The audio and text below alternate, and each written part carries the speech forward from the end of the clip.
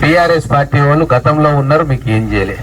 ఇప్పుడు అప్పుడున్న కౌన్సిలరే 4 సంవత్సరాలు ఉండి ఒక్క రూపాయి ఇవ్వలేదు నాకు బీఆర్ఎస్ అని చెప్పి కాంగ్రెస్కి వచ్చినాక కోట్ల రూపాయలతోటి అభివృద్ధి చేస్తూ ఉన్నాం. అంటే అధికారంలో ఉన్నప్పుడు బీఆర్ఎస్ వాళ్ళు ఏం చేయలేదు, ఇప్పుడు అధికారం లేదు, కింద లేరు పైన లేరు, కింద ఇక్కడ రాష్ట్ర ప్రభుత్వంలో లేరు, కేంద్ర ప్రభుత్వంలో లేరు, మరి ఎక్కడికి వెళ్ళి అభివృద్ధి చేస్తారు? ఇక ఆయన కొత్త మంత్రం నేర్చుకున్నారు అందరూ, ఏం లేకుంటే ఏడవాలి, వచ్చి దండం పెట్టుకోవాలి, నేను ఆగమైపోతాను అనాలి. అయ్యా ఆల్రెడీ ఇక్కడ ప్రజలందరూ ఆగమైపోయారు 20-30 ఏళ్ల నుంచి, ఎవ్వరు పట్టించుకోలే. ఇప్పుడు నువ్వు వచ్చి కొత్తగా ఆగమైపోతా అంటే నువ్వు ఆగమైతావా లేదా నాకు తెలియదు, కానీ ఈ ప్రజలు ఆగమై ఉన్నారు, వీళ్ళని బాగు చేసుకోవాలనా లేదా? ఇక్కడ ప్రజలు ముఖ్యమా, ఒక వ్యక్తి ఒక కుటుంబం ముఖ్యమా? ఇన్ని కుటుంబాలు ఉన్నాయి ఈడ, వీళ్ళు ఎడవద్దు, వీళ్ళు ఆగం కావద్దు, వీళ్ళు భవిష్యత్తులో మంచిగా బతకాలని చెప్పి మేము ఆలోచిస్తున్నాం. బీఆర్ఎస్ ఆయన వచ్చి నేనాగమైతా అనుకుంటా ఏడ్చుకుంటా సానుభూతి పొందే ప్రయత్నం చేస్తా ఉన్నాడు. రాజకీయాల్లో సేవ చేస్తా అనాలే, మీ సమస్యలు తీరుస్తా అనాలే, గదే తప్ప రాజకీయాల్లో నేను మునిగిపోతున్నా నన్ను రక్షించు అంటే మనం మునిగిపోతాం, అంతేనా? కాబట్టి ఆలోచన చేయాలి. సింపతి అన్ని ఉట్టి మాటలు. గొల్లబండ తండా కావచ్చు, ఇక్కడ పాలిటెక్నిక్ ఏరియా కావచ్చు, ఏకలవ్య కాలనీ కావచ్చు, మొత్తం కూడా వన్ సైడ్ గా సురేందర్ రెడ్డి గారికి ఓటేసి మీ దగ్గరకు వచ్చేటట్టు చేసుకోండి. ఆయన కార్పొరేటర్ గెలిపించి జాక్పాట్ తీసుకోండి. మీరు జాక్పాట్ అంటే తెలుసా? వీళ్ళకి తెలుసు జాక్పాట్ అని. జాక్పాట్ కొట్టడానికే మీకు అవకాశం ఉంది. ఆ జాక్పాట్ కొట్టుకొని సురేందర్ రెడ్డి గారిని బ్రహ్మాండంగా గెలిపించి ఊకునే రకం కాదు, ఏదో ఒకటి ఏ సమస్య ఉన్నా ఎట్లా పరిష్కారం చేయాలని ఆలోచించే వ్యక్తి. బాగా తెగింపు, ధైర్యము, చొరవ ఉంది, ప్రేమగల్లోడు. ఆయన గొప్పతనం ఏంటంటే ఎవ్వరు వచ్చినా కర్నూలు లాగా నో అని చెప్పి పంపించడు. ఏదో ఒకటి వాళ్లకు హెల్ప్ చేసి వాళ్ళని ఆదుకొని వాళ్ళ కష్ట సుఖాలు విని మీకు పంపిస్తాడు. బీఆర్ఎస్ లాగా నాకే కష్టం వచ్చింది, నాకే ఇబ్బంది అవుతుంది అనడు. ఆయనకి ఎన్ని ఇబ్బందులున్నా కష్టాలున్నా నా కష్టం తర్వాత మొదలు ప్రజల కష్టాలు చూడాలి, బీదోళ్ళ కష్టాలు చూడాలి, వాళ్ళను మంచి చేసుకున్న తర్వాత నా బాధ లేదుంటే నేను పడతా అనేట ఆయన జీవితం గడిపి చిన్నప్పటి నుంచి లాగులేసుకున్న కాడి నుంచి ప్యాంట్లు తొడుక్కునే కాడి దాకా సురేందర్ రెడ్డి గారు మీ మధ్యలోనే తిరిగిండ్రా లేదా? తిరిగింది కదా. ఎవరో వచ్చి చెప్పి ఎక్కడో వచ్చి సురేందర్ రెడ్డి ఎక్కడో ఉన్నాడు అంటే ఆయన నమ్ముతారా? కాదు కదా. ఇక్కడనే ఇల్లుంటే, ఇన్నే పుట్టే, ఇన్నే లాగులు తొడిగే, ఇన్నే ఆటలాడుకునే, ఇన్నే చదువు చదివే, ఇన్నే ఉద్యోగం కోసం ప్రాక్టీస్ చేసి ఉద్యోగం వస్తే పోయిండు. మళ్ళీ రాజకీయంలో రావాలనుకుంటే మళ్ళీ ఈడికే వచ్చాడు, అంతేనా? మన పిల్లలు ఉద్యోగానికి ఎక్కడికో పోతారు, ఆర్మీలో ఉంటారు చాలా మంది. అలా ఆర్మీలో రిటైర్ కాగానే ఏం చేస్తారు? మళ్ళీ వాళ్ళ ఊర్లోకి వస్తారు. అరే ఈయన ఆర్మీలో పోయిండు, మన ఊరోడు కాదంటారా? ఎవడన్నా బుద్ధున్నాడు ఎవడన్నా మాట అంటారా?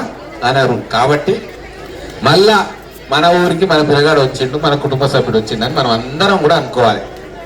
ముఖ్యంగా యువకులకు చెప్తా ఉన్నాం, ఈరోజు 10 సంవత్సరాలు ఎవరుండే? బీఆర్ఎస్ ప్రభుత్వం ఉండే. ఇప్పుడు ఇక్కడ తిరుగుతున్న పెద్ద నాయకులు మరి ఎందుకు బండమీదపల్లిని అభివృద్ధి చేయలేదు? ఒక్కటే మా గిరన్న ఉన్నాడు, బీఆర్ఎస్ పార్టీలో గెలిచిండు. కౌన్సిలర్ గా ఎన్నిసార్లు అభివృద్ధి చేద్దామని చెప్పి అప్పుడున్న మంత్రుల దగ్గరికి పోతే ఫండ్స్ శాంక్షన్ చేసిందా? సాక్ష్యం లేదు. ఎప్పుడైతే కాంగ్రెస్ ప్రభుత్వం వచ్చి నేను ఎమ్మెల్యే అయిందో నేను వాళ్ళతోటి తీసుకున్న తీరు, పార్టీలు లేవు, ఏం లేవు, అందరు మనోళ్ళే. బండమీదపల్లి అయినా, తిమ్మసాని పల్లి అయినా, దొడ్లోని పల్లి అయినా, ఏదైనా, ఏ ఊరైనా, ఏ గ్రామమైనా, ఏ కాలనీ అయినా మనదే.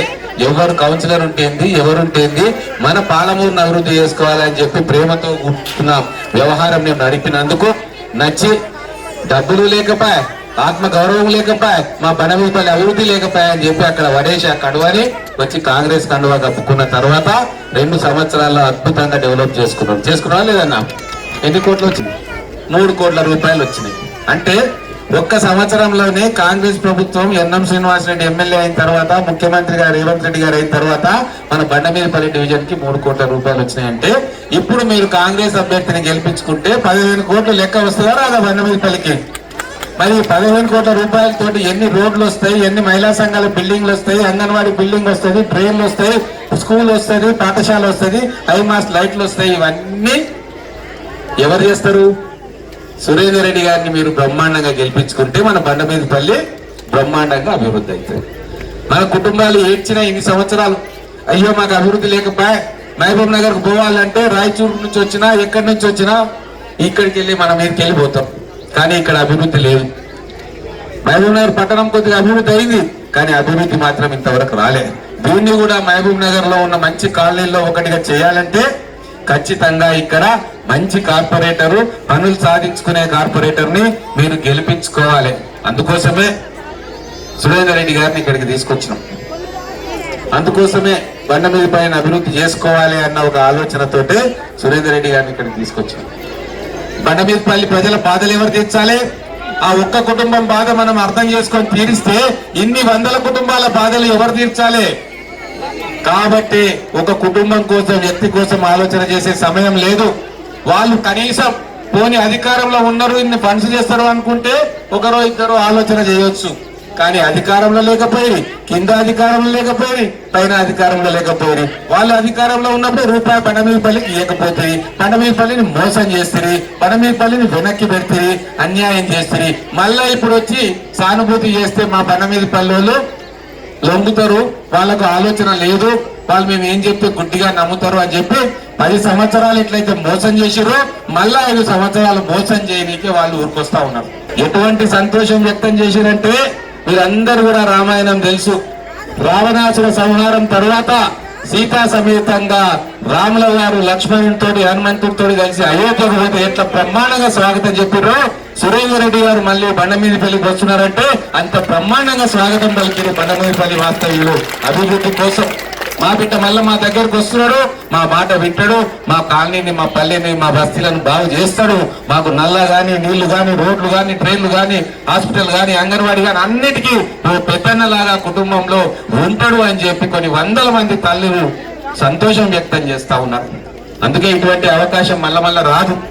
ఒక్కరు ఏడ్చినంత మాత్రాన ఊరందరూ ఏడ్చేటట్టు మనం చేయకూడదు. ఈ అవకాశం మనం తీసుకోవాలి, సురేందర్ రెడ్డి గారిని గెలిపించుకోవాలి, ఇక్కడ బ్రహ్మాండమైన అభివృద్ధి పని చేయాలి.